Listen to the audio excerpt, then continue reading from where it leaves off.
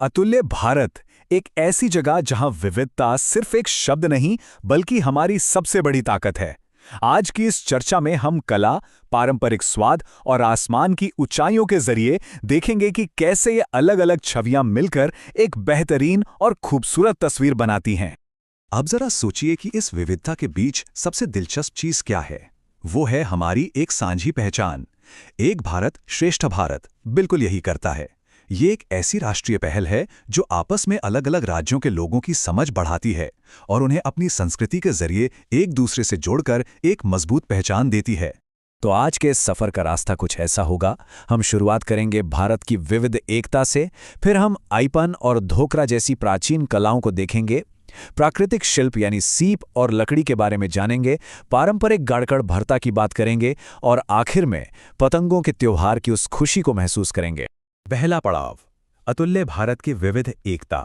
देश का भूगोल और हमारी समृद्ध परंपराएं अलग होते हुए भी किस तरह साझे अनुभवों के जरिए हमें एकता के सूत्र में पिरोती हैं। दूसरे हिस्से की तरफ बढ़ते हैं। प्राचीन कलाएं, आईपन और ढोकरा, मिट्टी, धातु और प्राचीन इंसानी दिमाग का बेहतरीन इस्तेमाल। ये ऐसी कलाएं हैं जिन्होंने सदियों से हमारी पहचान को जिंदा रखा है। उत्तराखंड की इस आईपन कला को ही ले लीजिए, एकदम बारीक और गणितीय यानी मैथमेटिकल आर्ट फॉर्म। इसे वहां की महिलाएं लाल गेरू की दीवारों या फर्श पर सफेद चावल के आटे से बनाती हैं। ये आकृतियां जितनी आसान दिखती हैं, असल में उतनी ही जटिल और खूबसूरत होती हैं। अब उत्तराखंड से सीधे चलते हैं ओडिशा। जरा गौर कीजिए, 4000 साल पुराना ढोकरा धातु शिल्प। ये सच में प्राचीन इंसानी इंजीनियरिंग का एक हैरातगरेज़ा नमूना है, जहां ब्रास यानी पीतल को ढालने की तकनीक सदियों से चली आ रही है। और इसकी सबसे अहम कड़ी पता है क्या है? इसकी लॉस्ट वैक्स प्रोसेस। इसमें पहले मिट्टी का एक आकार बनाकर उस पर मोम की परत चढ़ाई जाती है, फिर बारीकियां उकेरकर उस पर और मिट्टी लगाई जाती है। जब इसे आग में तपाया जाता है तो मोम पिघलकर बाहर आ जाता है। उसके बाद उस खाली जगह में पिघले हुए पीतल के स्क्रैप को डाल दिया जाता है।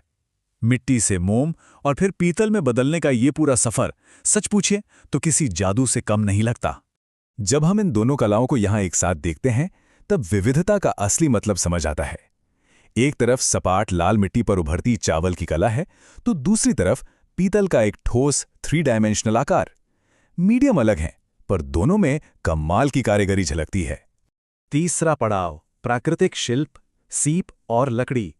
यहाँ हम दक्षिण भारत की उन बायोडिग्रेडेबल कलाओं और रंग बिरंगे खिलौनों की बात करेंगे जहाँ प्रकृति सीधे तौर पर कला में तब्दील हो जाती है।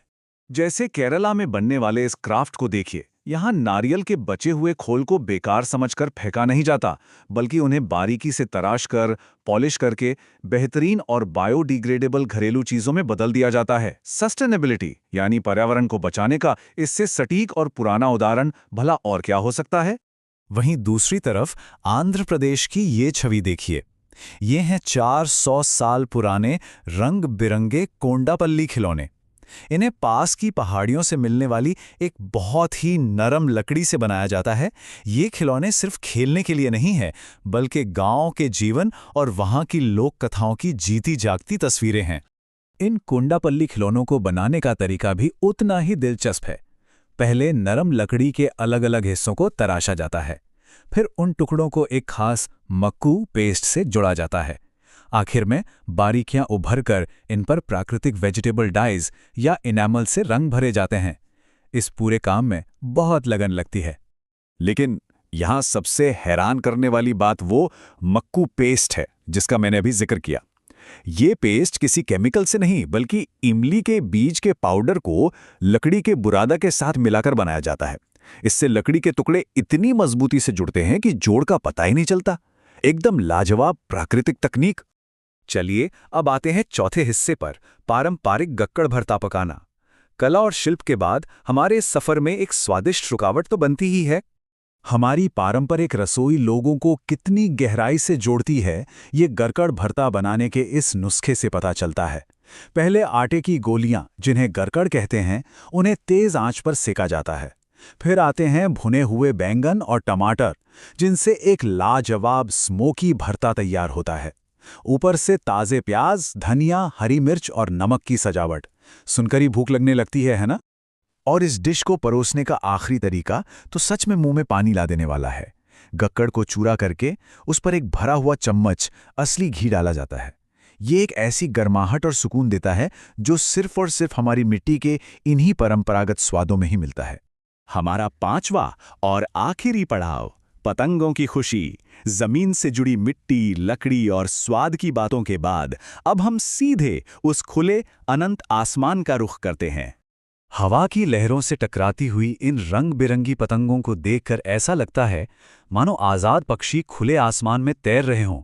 ये कविता की पंक्तियां बिल्कुल वही आज़ादी और आसमान का सुकून बयान करती हैं। ये शब्द बचपन के उन जज्बातों को पूरी तरह से समेट लेते हैं जहां एक ख्वाहिश होती थी कि काश हम हवा जितने हल्के होते। कागज़ के पंखों पर बैठकर इधर उधर तैरना, तेज़ हवाओं के गीत सुनना और ऊंचाई से शहर के पार्क और छतों का नज़ारा लेना, कितना अद्भुत महसूस होता था ना वो सब। और जो लोग ज़मीन पर खड़े होकर उन्हें देख रहे होते हैं, उनका आश्चर्य भी उतना ही खास होता है। एक साथ मिलकर आसमान की तरफ देखते हुए सारे भेदभाव भूल जाना और एक हो जाना, ये एक बहुत ही मजबूत, कलेक्टिव और शेयर्ड अनुभव है जो हमें और करीब लाता है।